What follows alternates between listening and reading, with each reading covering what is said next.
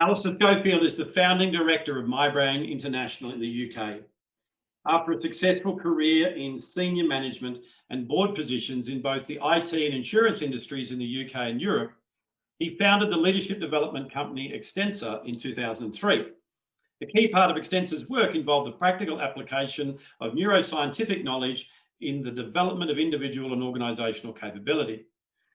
Based on the success of this approach with many significant UK and multinational companies, Alistair co-founded MyBrain International in 2007, a company whose purpose is to further our understanding of the boundary between psychology of a person and their physical brain.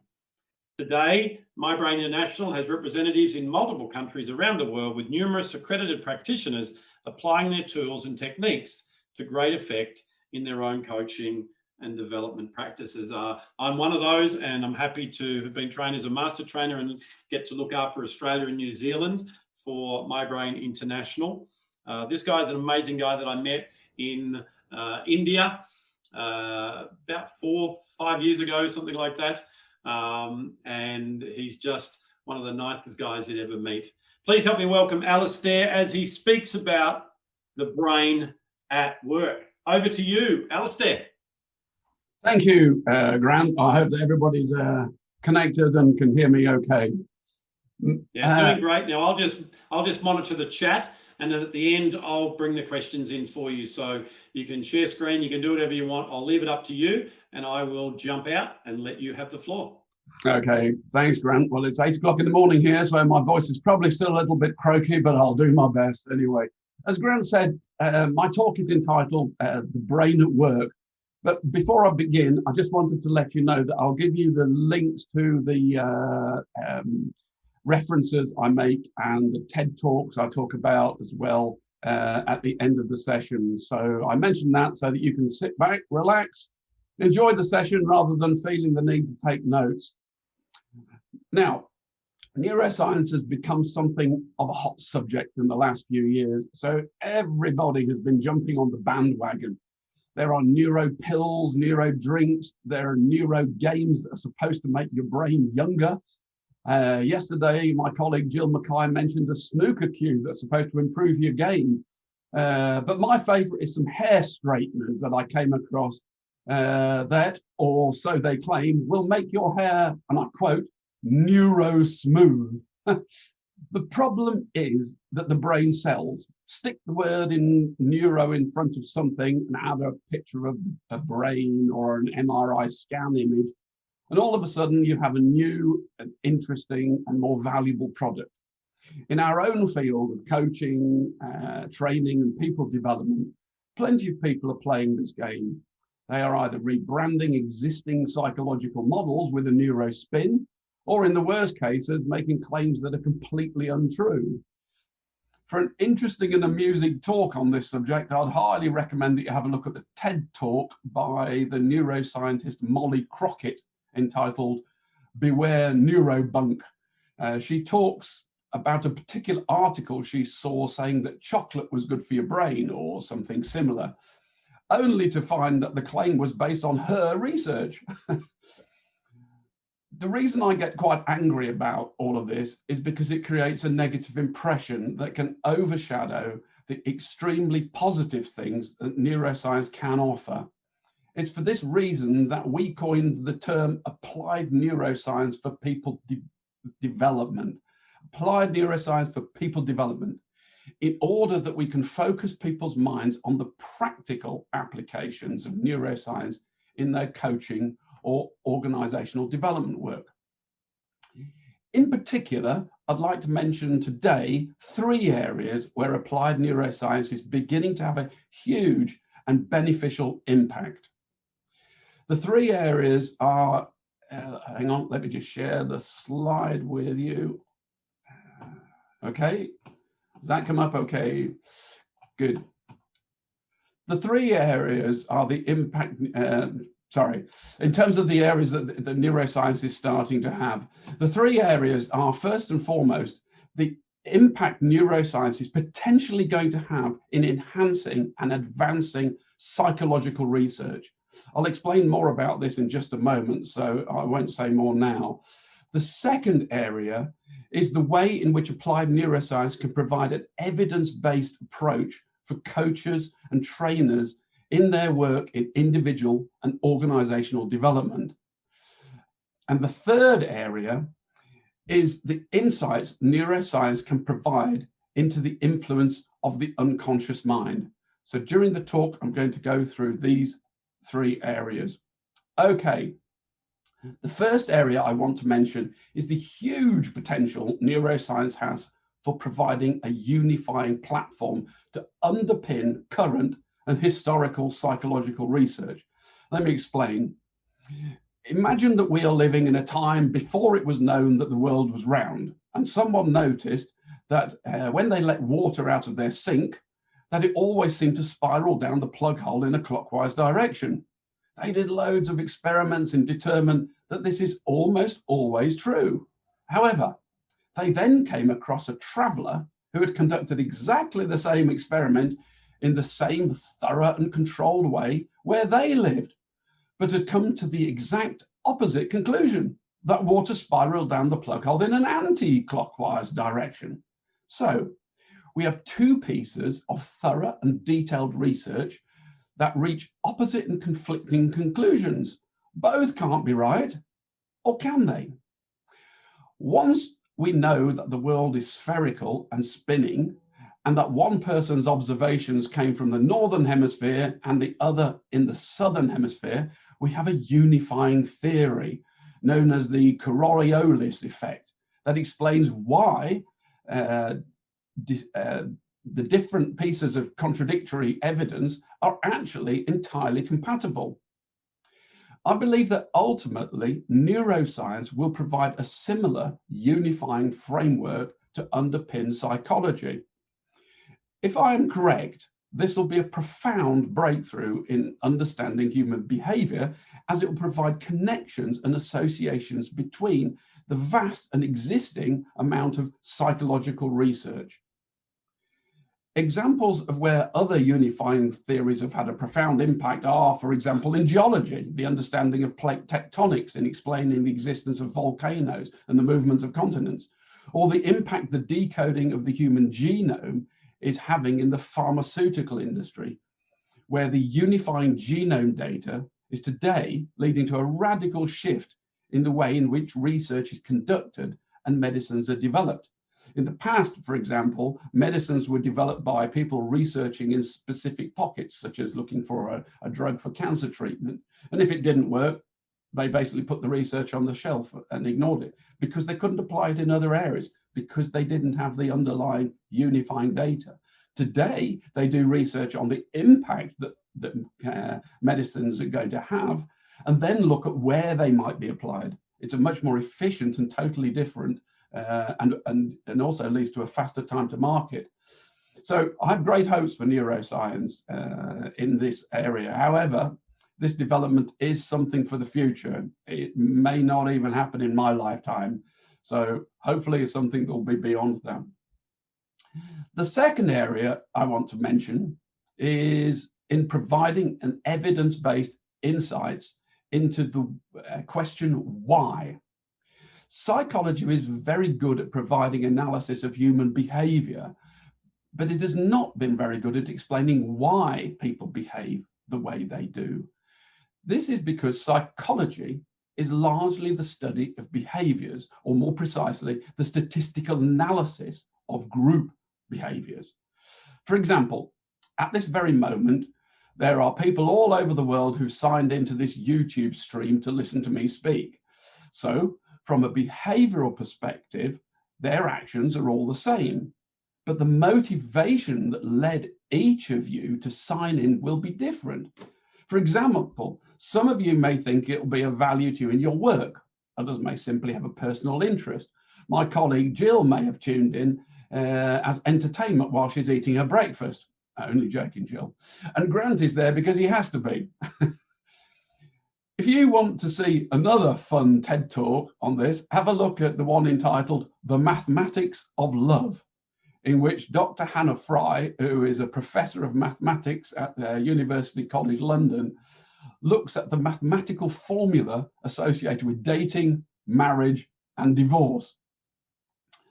The point is that while psychological modeling can explain and even predict human behavior on average, it cannot explain or predict the behavior of each individual. We know that if a certain event happens, 60% of the people will, for example, react in one way and 40% react in another. What psychology cannot predict is which group you will be in, or even whether you conform to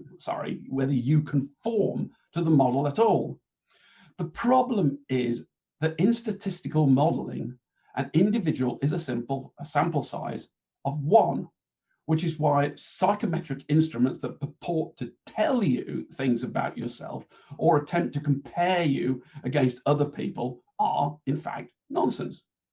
As Carl Jung himself said in his book Psychological Types, and I quote, "Conformity is one side of a person, uniqueness is the other. Classification does not explain the individual psyche." He goes on to say, every individual is an exception to the rule, which is quite comforting, really, that we are all individuals. However, this is where the disciplines of genetics and neuroscience are coming in that they are enabling us to go beyond the mere understanding of behaviors and additionally helping us to understand the energy and motivation that leads to those behaviors. Let me explain. Although all brains are unique, they are physiologically very similar. So it follows that as we move from the similarity of our physical brains to the lowest level of our psychology, there must also be a great deal of similarity. The analogy I use is that of a color laser printer. All of the printers of the same make and model are identical, and each of the 4 toner cartridges in those printers are also the same. But from those same 4 toner cartridges, each of us can create a unique set of colors and images. The brain is similar in that the physiology of each of our brains is the same. What makes us all unique is therefore not so much the brain itself as the neural network which dictates the unique way in which each of us utilizes the different processing styles of the brain regions. Or to quote the neuroscientist Joseph Ledoux, you are your synapses. They are who you are. Our work at My Brain International has therefore been focused on understanding the boundary between physiology and psychology, in developing a causal explanation of how the physiological aspects of the brain turn into the psychological profile of the individual. In this way, we've been able to go beyond the mere understanding of how a person is by providing an explanation as to why they are the way they are. This is an incredibly powerful thing in areas such as coaching, team performance, motivation, and so on, because instead of attempting to measure what a person might be good or bad at, which has been a theme of many psychometric tests in the past, we can instead help people identify what motivates and energizes them as an individual. So the process we take people through is first to explain the way all brains work, and in particular the way in which the physical attributes of the brain manifest themselves in the psychology of the person, before then taking each person's assessment of themselves and mapping it back onto the neurological model. In this way, they go beyond merely understanding how they are, as they now have an insight into the physiological aspects of their brain that make them who they are. Now, this does not result in conclusions as to what a person will be good or bad at, but rather it identifies the combination of what we term their energies and motivations, as it is those that make them a unique individual. They are, if you like, the building blocks of their personality and character. Now, yesterday, Jill mentioned the concept of flow from the psychologist Mihaly Csikszentmihalyi, and the work on intrinsic and extrinsic motivation by Richard Ryan and Edward Dacey from the University of Rochester. Now, these are brilliant psychological concepts and great pieces of research. What applied neuroscience is able to provide is an evidence-based approach to enable you to apply those theories in practical terms with your clients. And I think that's one of the biggest things that applied neuroscience is beginning to give us. The third area I wanted to highlight, what I wanted to spend more time on, is the insights neuroscience is providing us into the influence of the unconscious mind. Let me give you an example. A research study in around, I think it was about 2005, gave some experienced judges the details of a crime. They were then asked to throw a pair of dice before being asked to say what period of imprisonment they would sentence the person to. Unbeknownst to them, the dice were rigged. So for some judges, they always resulted in a 3, while for the other judges, they always came up 9. The interesting result was that the judges whose dice came up with a 3 gave sentences that averaged 5 months, while the judges whose dice came up as a 9 gave sentences that averaged 8 months. This happened because of what is known as the anchoring bias. And it is interesting in this case, in particular, as judges are supposed to make sentencing decisions based purely on the empirical evidence. Whereas this case illustrates that judges, despite their extensive training, are just as susceptible to cognitive biases as the rest of us. However, I don't like the term cognitive bias. I think it's misleading, as if you look up its meaning, you find the definitions tend to refer to things such as error in thinking, or deviations from the norm, or irrationality in judgment. In fact, if you go to Wikipedia, they have a statement that says, I quote, "Thus, cognitive biases may sometimes lead to perceptual distortion, inaccurate judgment, illogical interpretation, or what is broadly called irrationality." And the reason I think this is misleading is because I believe that most of these biases are not irrational at all. They are as a result of the influence of our unconscious mind. If we look at a life-size model of the brain, and I have one here made of plastic that I got from eBay, the parts of the brain that deal with processing of things that are outside of our conscious awareness is here. It's called the cerebellum, the part colored blue. It's sometimes referred to as the hindbrain or the baby brain because it's almost like another separate brain at the back of the brain. The interesting thing is that this area is home to 80% of your brain cells. The conscious part of your brain is the cerebral cortex, the gray matter, and that only has 19% of your brain cells. The other 1%, if you're wondering, are in the brainstem. The other interesting thing is that before all information from your senses has passed it's the point that Grant was making earlier, that all of the information that you are consciously aware of in this part of the brain has to first of all pass through these older, lower brain structures before it gets to your conscious awareness. And while this might seem strange, it's not, it's totally natural.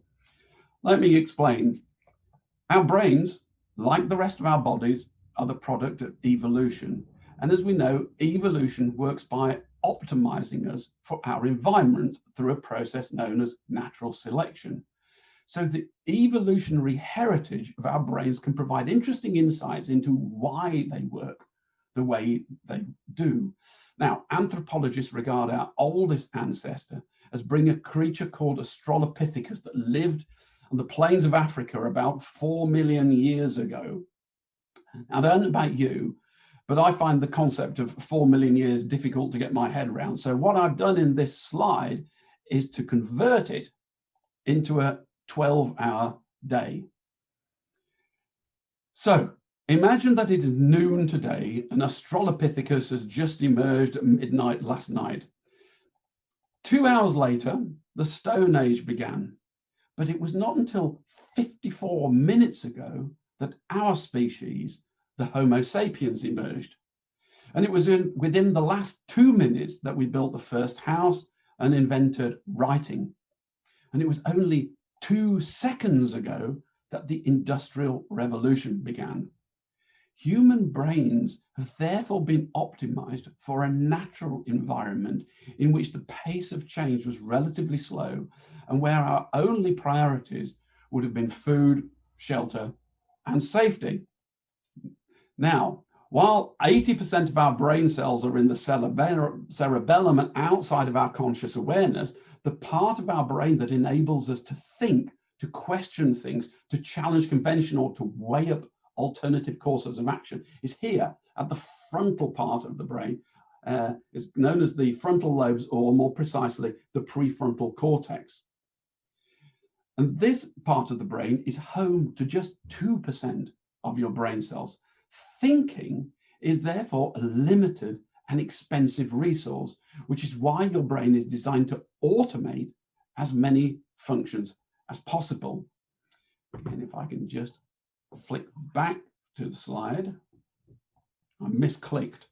In the mid-90s, a group of neuroscientists at the National Institute of Mental Health in the US wired some people up to a PET scanning machine so that they could see what happened when they performed different tasks. What they found is that when a person is performing a task for the first time, the areas of the brain that are involved are the right hemisphere and the prefrontal cortex. Now, the right hemisphere is involved because this is the part of the brain that processes new information. When you learn something new, it comes into the right hemisphere. It then looks for patterns to see if it can match it to things that the person already knows, if there are similarities with existing information. And because the task is new, the prefrontal cortex is involved because the person has to think about what they're doing. An analogy I often use is if you were choosing to fold fancy napkins for a dinner party or for Thanksgiving or Christmas dinner or whatever. So you get some instructions up on the internet, and the first time you really have to concentrate on how you're doing it. The second time it's getting easier. By the third or fourth time, you're doing it without even thinking about it because now you're bored and you're looking around for other things. And actually, the folding's probably getting better and better all the time, but you're not having to think about it. So what happened is in this research, when the person performed the same task multiple times, what they found is that only an area of the left hemisphere was involved. And the left hemisphere, more towards the sort of the left rear area of the brain, the part of the brain that deals with our routine functions. The prefrontal cortex is no longer needed because the person has learned how to perform the task and no longer needs to think about it. In effect, it's become routinized, it's become habitual, it's become automatic. A good example of this process is when you learn to drive. If you, again, you think back to when you were learning to drive, you probably ended up stalling the car at junctions because you forgot to press the clutch in, or you were setting off with the handbrake. And now people drive to work and they don't even remember the journey. But why would brains work in this way? Well, the reason is because nature has created you with a brain that frees up that expensive resource of thinking. It keeps thinking available as part of your defense mechanism. Imagine you're one of our older ancestors thousands and thousands of years ago. You're running through the forest chasing a Thompson gazelle for dinner. So your instinctive brain, your automatic functions are enabling you to run, to balance, to jump, and to throw a spear ultimately. Your memory is working hard to remember the forest, the environment you're running through, and where would be a good place to trap the Thompson gazelle. But the thinking is kept free for emergencies, because as you're running, you notice a long straight thing on the path in front of you. And in that instant, you have to make a decision. Is it a harmless stick or a poisonous snake? That's why nature has given you a brain that tries to stop you thinking as much as possible to keep it free and available. So let's consider again the case of the judges. They were being influenced by what is called the anchoring bias. This occurs when people are influenced by an initial piece of information. While this can have a negative effect in our modern man-made world, you can see how this would have been an advantage to our ancestors living in a wholly natural world where they weren't being bombarded with random pieces of information all the time that are man-made and concocted. They're living in a much more stable environment. Indeed, the same applies to most of the so-called cognitive biases. Far from being unusual psychological phenomenon that trip us up, they are wholly natural neurological traits that are designed to provide our brains with the sort of shortcuts that limit the amount of time and energy we need to spend on thinking. As we could see from the 4 million years in 12-hour slide, this has only become a problem for us very recently. In fact, even for the vast majority of the last 200 years since the start of the Industrial Revolution, things have been okay because most of the work we've wanted people to perform has been routine and repetitive. In fact, it's only really been the last few years that the pace of change, automation and computerization has caused the balance to shift. Today, we are not wanting employees in our organizations to do the same old all the time. We're instead wanting them to innovate, to challenge the status quo, to question existing processes, and to keep up with the relentless pace of change. In other words, we want our organizations to be more prefrontal cortex friendly. Now, this is challenging because, as we've seen, our brains are designed to form habits and to take shortcuts. Ironically, the CEOs of numerous companies are frequently heard complaining that they need their organizations to be more innovative, more agile, faster to respond to change, and so on, while at the same time insisting that people stick to the same routines of working 9 to 5, 5 days a week, while driving the same route to work each day, parking in the same place, sitting next to the same people, and so on. Ironically, the current pandemic has probably thrown a spanner in the work of that, and they've probably found that actually people have been more creative while they've been working from home because it's mixed things up, it's created a different routine, it's broken the pattern. So to be prefrontal cortex friendly, organizations need to do that. They need to mix things up. They need to constantly change the employee environment. And the worst case, ditch most of the rules. The rules on the whole are there to ensure stability and continuity and predictability, which is the opposite of change. So letting people work at times that suit them, for example, may help in some organizations, but not in all. This, by the way, links neatly to the research that Jill Mackay shared with you yesterday on intrinsic motivation. You may think that this is all going too far and being too radical, but some companies are starting to do this.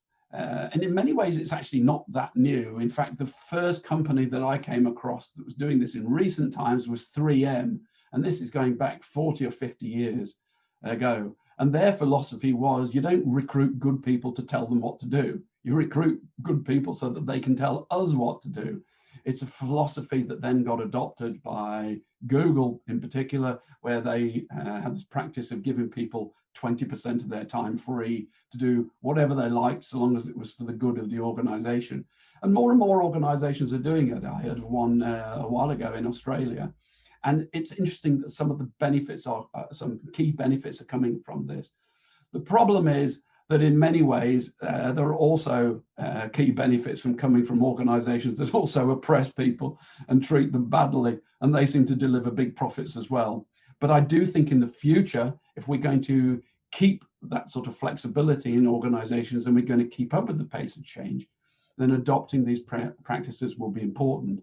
And certainly if you look at the lifespan curve of organizations, if you look at, for example, data on how long companies last in the Standard & Poor's 500 or the FTSE 100 in the UK or whatever, you find that the lifespan of companies at the top of the market are declining. If we go back 100 years, it would probably be something like 60 to 70 years they would last. Today, the lifespan of companies in that sort of area is down around about the 15 to 20 years. So the lesson is that if you want change, creativity and innovation, you need to create an environment that encourages it. So to summarize, let me flick the slide back on. I said that I believe neuroscience could play a significant role in organizational life in 3 areas: in providing a unifying theory to underpin psychology, by providing an evidence-based approach to move us beyond the observational psychology of behaviors to an understanding of the energy and motivation that leads to those behaviors. And finally, by providing insights into the influence that parts of our brain can have, the influence that the parts of our brain that are outside of our conscious awareness play in our everyday lives. I hope that you found this talk interesting. If you'd like to know more about our work, please don't hesitate to contact either myself or my colleague Jill Mackay. And if you would like links to the TED Talks I mentioned, along with references to some of the research I've used in this talk, along with our contact details, then you can use this link at the bottom of the slide to pull down a document with all that data in it. Okay, I'm happy now to sort of throw that open for questions. I wanted to leave about 10 minutes and free for questions, and I hope I've done that. Fantastic. Okay, thank you very much for that. And I think the best way too, I've just sent a message out to everyone. I just think the best way too is to connect on LinkedIn. So if you can just keep, can I still hear you, Alistair? Can you just try and talk to me? Can you hear me? I can. In fact, I'm going to put you on gallery view so that we get both of us together. There, I can see you. All right, so let me just have a look here. Yeah, as I was just saying, just connect with these guys or any of these speakers, connect with them on LinkedIn. They're amazingly giving of their time and their expertise. And if you come back through with the emails that we've sent you and ask any questions, I'll make sure that they get them. All right, so I don't have any questions in the box right now at all, and I'm just giving people a chance to do that.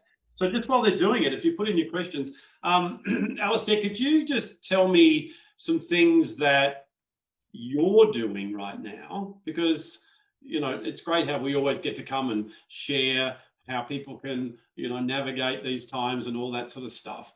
One of the things that's really been helpful is when the speakers are talking about how they're navigating it as well. So how do you use what you understand from applied neuroscience or emotional intelligence or positive psychology, all the things we're talking about, to navigate the difference, the change, the uncertainty, the upheaval, whatever you want to language as at in your life that's been created by this pandemic?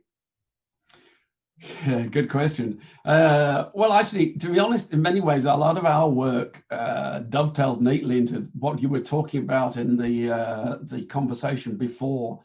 That a lot of this, you know, when we originally got involved in learning and development, Jill and I wanted to create something that went from the individual to the organization. And I think all of this does come back to the individual. It's all about self-empowerment and the fact that, you know, the individual has to take ownership and responsibility.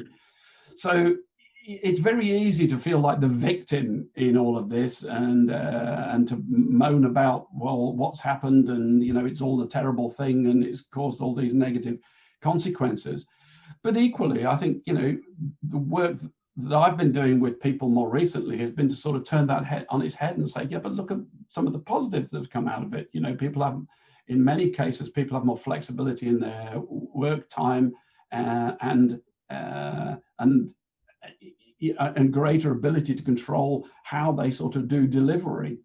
So I think, again, it's about bringing it down to the individual and looking at it from that perspective in terms of how do you build from there and take the positives and apply that to your work, rather than being stultified by the just relentless negative news. That's the other thing. Stop listening to the news. Yeah, fake news.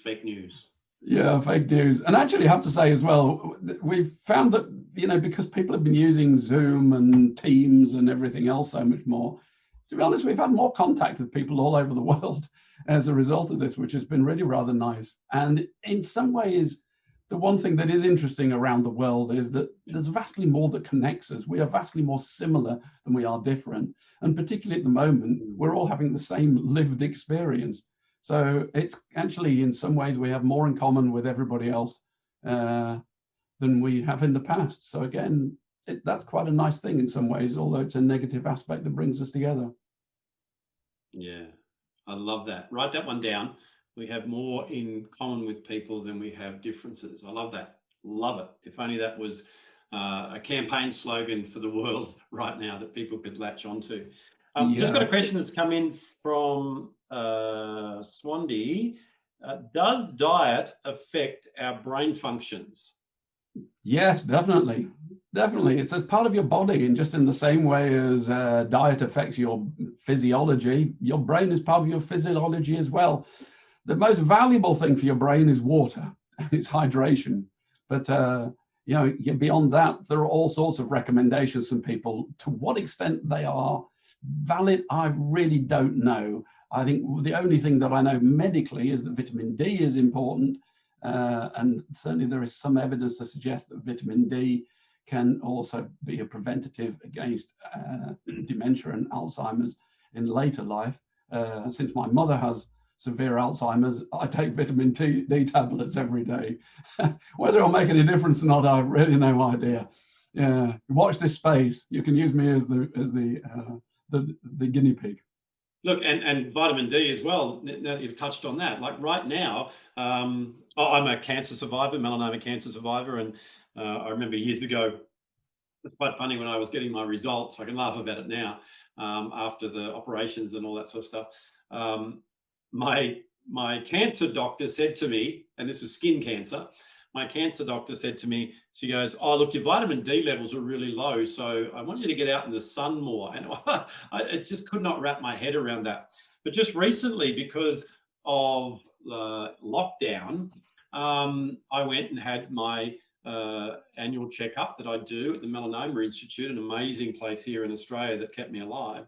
And same thing again, my vitamin D levels were down. So if we are not getting sunlight because we're working inside a lot, and we're either working inside an office or a studio, and we're not getting commuting, and we're not doing all the things we normally do, be really mindful of your vitamin D levels. And I'm not a nutritionist, so I'm not going to give you advice on that. You can talk to a nutritionist, get some good sound advice there around what foods naturally give you vitamin D. But for me right now, I'm taking a very healthy supplement to get those levels back up, and I'm feeling so much more energized because I've done that. So yeah, vitamin D and diet in general. And Swandy come back and said, yeah, wow, water. And that's the thing. Water is something that we sort of take for granted, but yeah, we're made up of about 90% of our body or something is water. And most of that's used by our brain. So it's really important. All right, what else we got here? Vitamin D, yeah. A young person with memory loss and migraines from time to time, what natural therapy do you advise? This is because it affects her emotions. Now, obviously, I know you're not a clinician and you're not going to give advice around that, but just, is there anything that you could add to that, Alistair, at all? Well, no. I mean, in fact, migraine is, again, not a well understood thing. I have quite a bit of personal experience of this, not from myself, but my father. He used to have migraines. He was a teacher. And at one time, he went through a phase in his life where he had a migraine every Sunday morning. And it was the stress release from a week of teaching. Saturday was okay, Sunday would hit. And I have to say, when I worked in corporate life, I used to get the same as well. It was always the second day of a holiday. I'd often have a day in bed with a headache. And I do think there's a lot linking migraine to stress. There are for some people, it's known that there are triggers like caffeine or chocolate or whatever, particularly dark chocolates can sometimes be triggers. And the triggers can be different for different people. So no, as Grant says, I'm not a clinician. I have some experience of migraine, but I think stress is one of those very strange things. I do have some experience of stress because I always thought I'm not a person who gets stressed, because I always thought stress was sort of something that happened to like weak people, and that's not me. But I did have problems at one stage, which was linked to air flights. I thought I was getting some problem with my sinuses, and in fact, actually, some surgeon who was near to retirement obviously thought I was a source of income for him and decided to operate on my sinuses, and I later got a better diagnosis that said it couldn't have been anything to do with that. And somebody told me it was stress, and I told them they were completely wrong. It was only after I'd left their clinic that I sort of more thought about it, and I thought, actually, that seems right. And as soon as I realized it was stress, I never got it again since. How strange is that? So, a lot of, the mind is an amazing thing, and we think of it as being like a servant to us, and it's not. It is us, and we don't control it, it controls us. So there's a lot that goes on in life that I think is psychosomatic, far more so than Western medicine would ever admit. Eastern medicine, I think, is a lot better at this. But and in the West, we try to be so flipping scientific about these things and logical. But as I point out, 80% or 81% of your brain cells are outside of your conscious awareness, and yet we sort of ignore it because we're so obsessed with what we consciously control. Yeah, definitely. And like you, I'm definitely not one of these speakers or facilitated educators who steps outside the realm of what I know, outside my own personal experience. But big one for me too with migraines goes down to dehydration once again.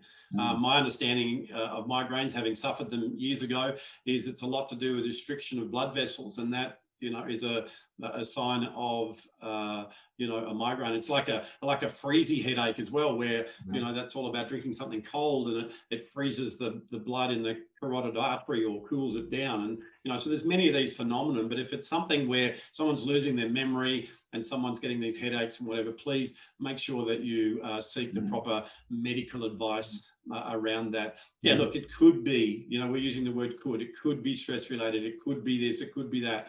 But at the end of the day, everyone's individual. And that's a good segue into, the things that we talk about here. We teach you content, and you need to put it in your own context.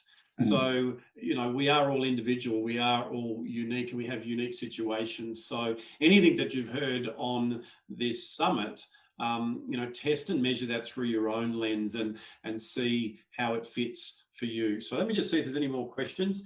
The power of the mind. We must be mindful that when we don't expect something, it does not materialize. Is it real? Like people expecting to get the flu in winter and they get it. So yeah, the power of suggestion, I suppose, is what she's asking there. Is that something that is based in neuroscience? No. Short answer. I think what is based in neuroscience is the way we view those probabilities. So for example, you're thinking of buying a new car, and you're thinking about getting, say, a red Volvo, and all of a sudden you notice red Volvos everywhere, and it seems like everybody's got a red Volvo, so where did they all come from? Well, that's simply because, again, it's that what you're consciously aware of versus what your brain is actually monitoring. So your unconscious mind is constantly monitoring stuff like, for example, your hydration level. It only lets you know you're thirsty when it gets to a critical level.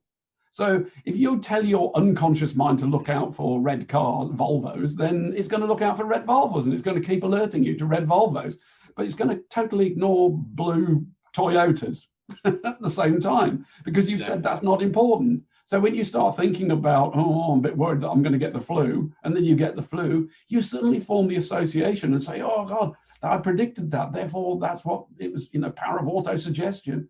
It's not. It's, I think the interesting thing with this is, if you think back to that slide of 4 million years in 12 hours, that applies equally well to all of the physical aspects. I mean, look at it. Was both of us here are sitting in rooms. Houses are only, created in the last 10,000 years. We didn't have buildings before that. We're sitting on chairs. We weren't designed to sit. You know, our health and well-being. I'm actually standing. Yeah, well done. I know. I noticed that, and I thought, God, I wish I could have one of those. But the trouble is, I have windows behind my desk, so I can't raise the desk up. It would go past the window. But the point is, you know, just think about it. Sitting at work has only been a phenomenon really in the last 30 years. You know, prior to that, the vast majority of people went to work and stood up. They walked around. You know, this whole desk-based thing is as a result of computers. That's it. You know, It's very, very recent. And now we're getting all sorts of increases in things like, I mean, mental illness has grown and grown. Increases in dementia and things. It makes you wonder, what are we doing physiologically that's resulting in those things? So, you know, when you're questioning these things, think back and just think, what would have life been like 500 years ago? Fantastic. Love that. Love that. So, hey, can everybody just help me welcome Alistair, not welcome him, thank him for what he shared, you know.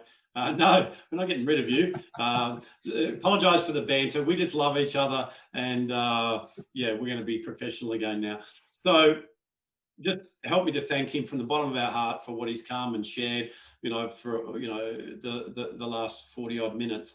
And I really suggest that you do, you know, connect with him. Take some of the stuff that he's taught and see how you apply that in your life. So Alistair, thank you so much, my friend.